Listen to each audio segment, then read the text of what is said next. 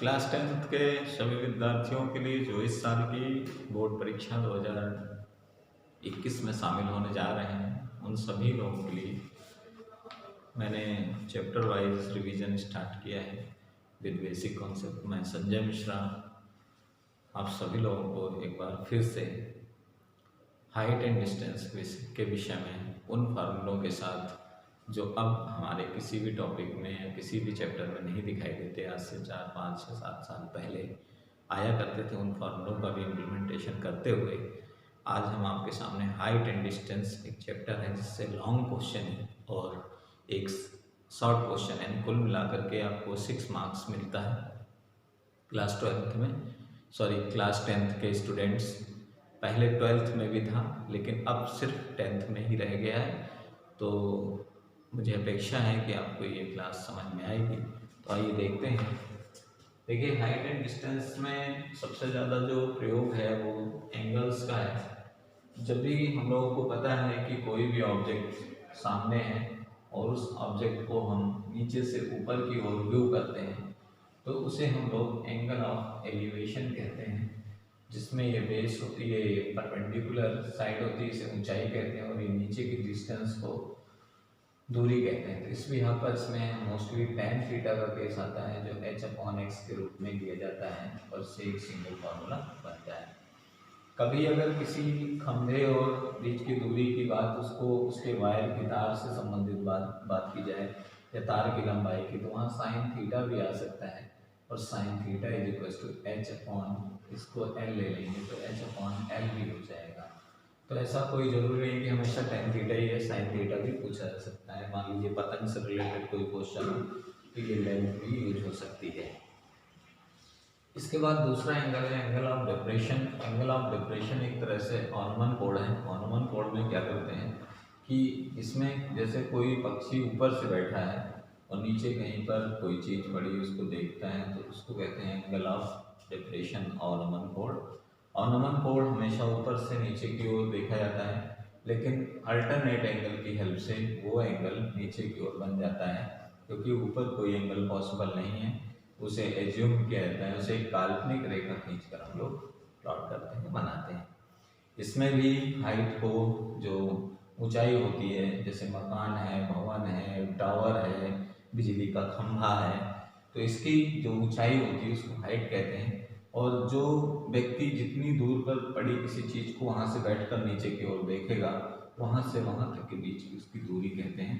तो इस तरह से ऊंचाई और दूरी, इसमें भी tan थीटा बराबर फॉर्मूला लगता है h/x, यानी कि परपेंडिकुलर अपॉन बेस।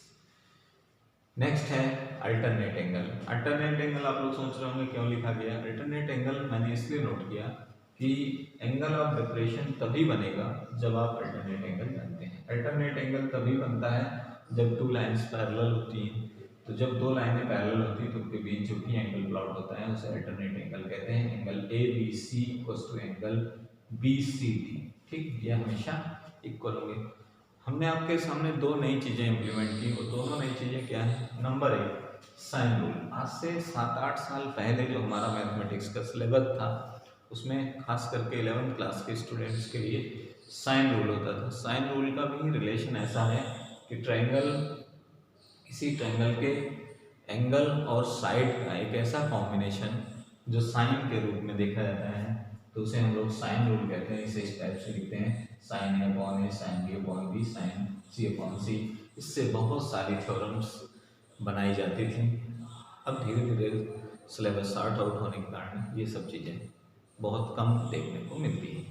इसके बाद एक और होता है कोसाइन रूल। अगर हमें कभी भी कोई भी ट्रायंगल दिया गया हो और उसकी सारी साइड डिफरेंट हो और उस सारी डिफरेंट साइड से उस ट्रायंगल से हमें उसका एंगल ऑब्टेन करना हो, चाहे वो एंगल A निकालना हो, चाहे वो एंगल B निकालना हो, चाहे वो एंगल C निकालना हो, तो उसको कोसाइन रूल से हम लोग इस फॉर्मूले की बेस से, जैसे cos A कैलकुलेट करना है तो cos A के लिए उनकी साइड ही केवल आपको तीनों साइड पता है तो आप एंगल मालूम कर सकते हैं, B² + C² - A²/2BC। तो आइए देखते हैं कुछ क्वेश्चंस जो हमारे पास नोटेड हैं। हाइट एंड डिस्टेंस के क्वेश्चन काफ़ी लॉन्ग होते हैं, नोट करेंगे तो सॉल्व करेंगे तो पूरा बोर्ड फिल हो जाएगा, तो इसलिए मैं क्वेश्चन रीड करके आपको समझाता हूँ। हमारे पास कुछ क्वेश्चंस हैं। जैसे क्वेश्चन है कि 50 मीटर ऊंची एक मीनार के शिखर से पृथ्वी पर एक बिंदु का अनुमान कोण 30 अंश है, तो बिंदु की मीनार के पास से दूरी। तो इसने कहा कि पहले क्वेश्चन के लिए है 50 मीटर ऊंची मीनार। तो आपने एक मीनार प्लॉट कर ली, पेंसिल से इसका फिगर ड्रॉ करते हैं आप सभी लोग। तो ये मीनार है जिसकी हाइट 50 मीटर होगी, ठीक, 50 मीटर। इसके बाद इन्होंने बोला कि ऊपर से, यानी इस वाले फिगर का यूज करते हैं, 30 डिग्री का एंगल प्लॉट करने वाली एक लाइन। तो एक लाइन ऐसी है जो 30 डिग्री का एंगल प्लॉट करती थी। यहाँ 30, तो बाई अल्टरनेट एंगल ये 30 हो जाएगा। आप इसको पॉइंटेड कर लो पी क्यू आर, ठीक। तो कह रहे हैं कि कितनी दूरी होगी, तो यहाँ से यहाँ तक की दूरी एक्स लेट कर लेंगे। तो करना क्या है कि हम लोग लेते हैं ट्रायंगल पी क्यू आर। तो ट्रायंगल पी क्यू आर जब लेंगे तो यहाँ पर tan 30 डिग्री इज इक्वल हो जाएगा 50/x। इसको एक्स लेट करते हैं। हम सबको पता है tan 30 की वैल्यू 1/√3 होती है। 50/x cross multiplication x is equal to 50√3 metre. ये आंसर हो जाएगा और ये 1 मार्क्स का क्वेश्चन हमारा 1 कंप्लीट।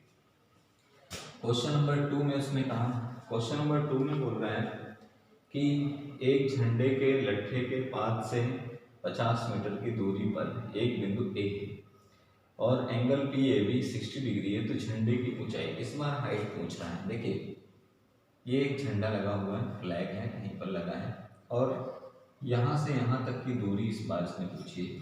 इसकी दूरी दी गई है 50 मीटर, ये 50 मीटर हो गई।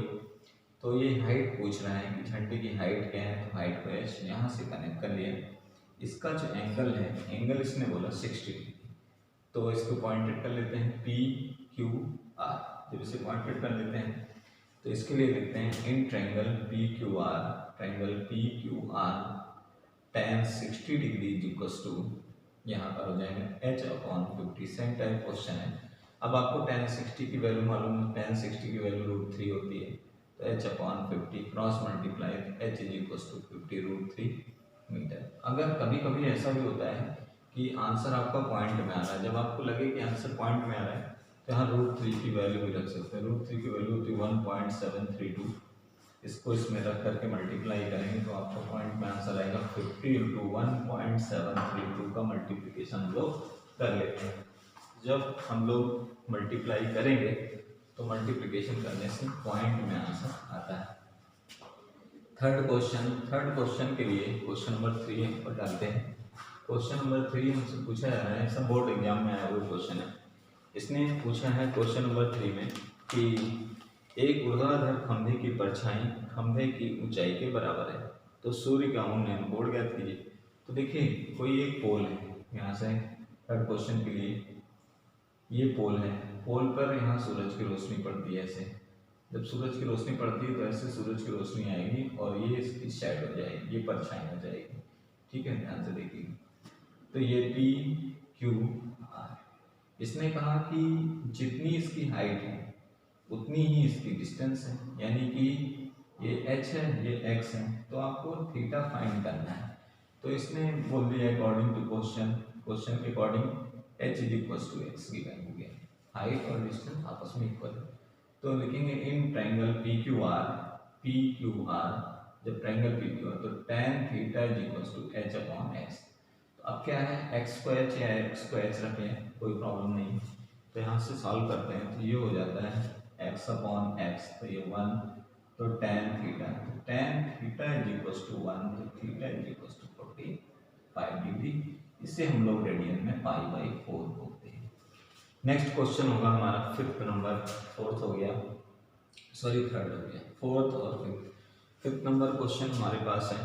इसने एक बहुत इंपॉर्टेंट क्वेश्चन दे रखा है और ये बोलता है कि एक मीनार की चोटी का उन्नयन कोण उस मीनार के आधार से क्षैतिज तल पर 40 मीटर की दूरी पर स्थित है, बिंदु से देखने पर 45 डिग्री है, मीनार की ऊंचाई है। तो ये भी सिंपल सा क्वेश्चन है, क्वेश्चन नंबर 4।